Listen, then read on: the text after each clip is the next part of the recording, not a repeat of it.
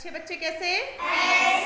चलिए बेटा, आज जो कहानी हम आपको सुनाने चल रहे हैं उस कहानी का नाम है ब्लैक बोर्ड और डस्टर। क्या नाम है उस कहानी का? ब्लैक बोर्ड और डस्टर। ब्लैक बोर्ड और डस्टर। चलिए सुनिए, ध्यान से सुनिएगा।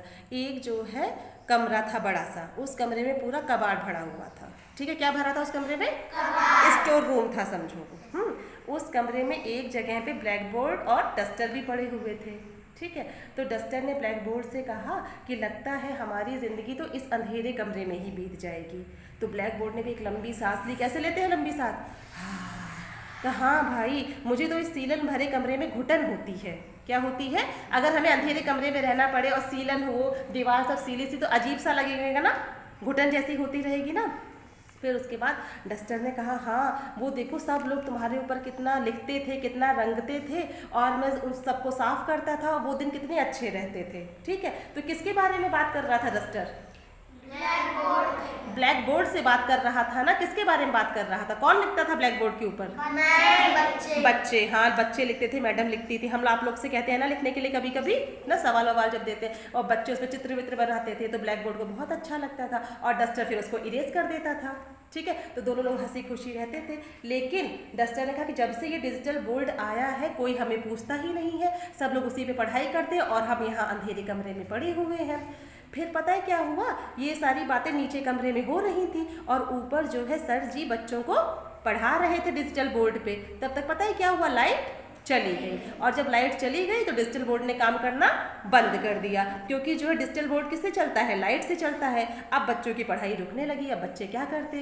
तब तक ब्लैक बोर्ड और डस्टर ने सुना कि कोई आ रहा है, गेट खुला, चर ऐसे। जब बहुत देर तक कोई कमरा बंद रहता है तो कैसे आवाज़ आती है? जब खुलता है तो आती है ना ऐसे आवाज़। तो धीरे से जो है गेट खुला और बच्चे और उनके टीचर अंदर आए और सब बच्चों ने जल्दी से जो है ब्लैक बोर्ड को उठाया और डस्टर को लिया और लेके अपनी क्लास में ऊपर चले गए। वहाँ उन्होंने क्या किया? ब्लैक बोर्ड को अच्छे से साफ किया और फिर अपनी जगह पे लगाया, और डस्टर भी अपना काम करने लगा। चौक से उनके सर जी लिखने लगे, और जब काम पूरा होता बच्चे अपने कॉपी पे लिख लेते तो डस्टर जो है उसको मिटा देता था। इस तरह से बच्चों की पढ़ाई फिर से चलने लगी। तो आखिरी में काम किसने दिया?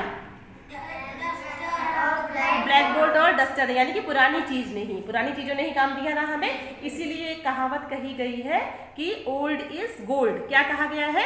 Old is gold. पुरानी चीजें वो सोने के बराबर होती है, यानी कि बहुत कीमती होती हैं। कैसी होती हैं? कीमती। ये कहावत है ना, ओल्ड इज गोल्ड। क्या कहावत है? Old is gold. शाबाश। तो ये कहानी अच्छी लगी? तो अब हमें ये बताइए कि इस कहानी का कुछ और नाम रख सकते हैं?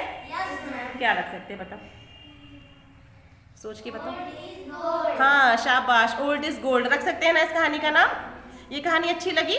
किसके बारे में है ये कहानी? अब ये बताइए। डस्टर। ब्लैक बोर्ड और डस्टर को जो है स्टोर रूम में क्यों रख दिया गया था? हाँ, क्योंकि डिजिटल बोर्ड आ गया था और सब बच्चे अब डिजिटल बोर्ड से पढ़ाई करने लगे थे। और फिर उसके बाद जब लाइट गई तब क्या हुआ? डिजिटल, हाँ, ब्लैक बोर्ड और डस्टर का यूज़ करना पड़ा, हमें पुरानी चीज़ का यूज़ करना पड़ा ना। तो हमेशा हमें पुरानी चीज़ें काम देती हैं कि नहीं देती हैं? इसीलिए कहा गया कि पुरानी चीज़ें सोने के बराबर है, सोने के भाव के बराबर है। Old is gold. क्या कहा गया है? Old is gold. शाबाश। चलिए, कहानी अच्छी लगी? तो चलिए क्लैपिंग करिए एक बार अपने लिए।